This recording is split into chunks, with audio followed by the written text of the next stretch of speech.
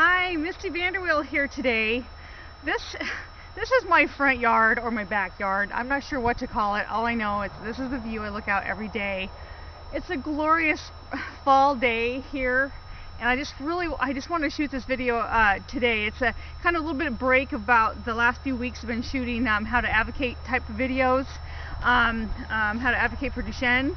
And so, but today I wanted to actually do a little bit of a tour, a book tour of the newly released Saving Our Sons One Story at a Time. I'm going to start off by reading a little bit of the foreword, and then I'll walk you through some of the pages. I'm before you now presenting this book along with 38 other Duchenne parents.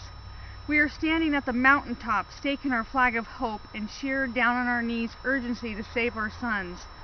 We are banding together to inspire and educate the world about Duchenne, the most common progressive life expectancy taking muscular dystrophy, and what I call the Duchene Movement.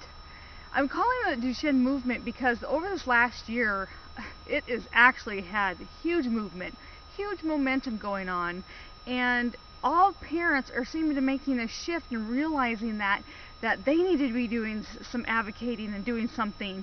And there are a few that are still a little intimidated by it or a little scared and not really know what to do. There's all kinds of emotions around it because, I mean, we're talking about our children's lives here. And also in this book, Saving Our Sons, I want to let you know, Pat Furlong from Parent Project, she submitted a story to this book.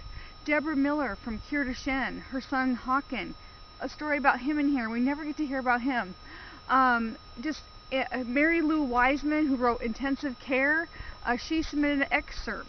Penny Wolfson, who wrote Moonrise, another Duchenne book, she submitted an excerpt in here. And it's this powerful book with this collaboration of all these stories. And I'm bringing this up because I actually am doing another Duchenne collaboration book called Saving Our Sons and Daughters Too. That's right, girls can have Duchenne too. It's rare, but it does happen. And it's happening a little bit more than I actually thought, and I think that number is going to increase now that our Duchenne sons, thankfully, are starting to live longer and start families and just have a whole different outlook on the prognosis of Duchenne, and it's really, really exciting time that we're in. So if you're interested in that book, Saving Our Sons and Daughters Too, I'll have a link below the video here for you to go ahead and check that out. So now let's go through and do some more walkthrough here.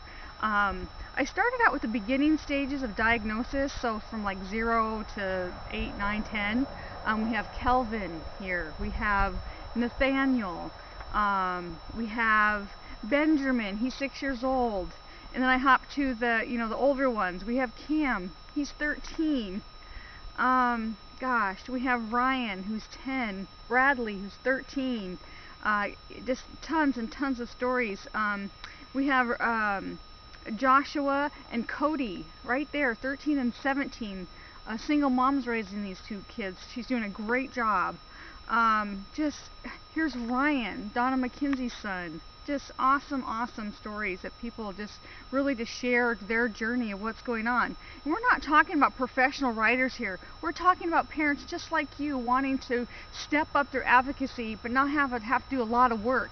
I mean, you submit a story one time and it keeps giving and giving.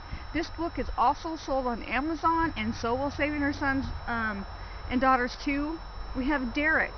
Of course, my son Luke is in here. Timothy. And the best, I mean, the whole reason for writing these books is section number 4. I titled The Rest in Peace. By far, this is the hardest section I've written. Writing through tears and the personal view that has hurt me more times than I'd like to remember is never easy. If you have made it this far, you have laughed, you have most likely cried, and you've taken the emotional roller coaster ride Duchenne parents and their families face and live every day. You have witnessed the amount of courage it takes to face Duchenne of a son, but mostly you've learned each of these boys grace each family in very raw and authentic ways. And you know what? The world needs to know. Duchenne will continue to be under-researched because we won't have any funds. Families will just keep being in more and more need, and will still be losing our children to Duchenne. And if you want to stop it as much as I do, then hop on over and check out One Story at a Time check out Saving Our Sons One Story at a Time and Saving Our Sons and Daughters 2. And this is Misty VAnderWeele from Alaska. Over and out. I hope you enjoyed today's video. If you liked it, like it, share it, and like I said, come on over and check out the books, and we will see you soon. Bye-bye.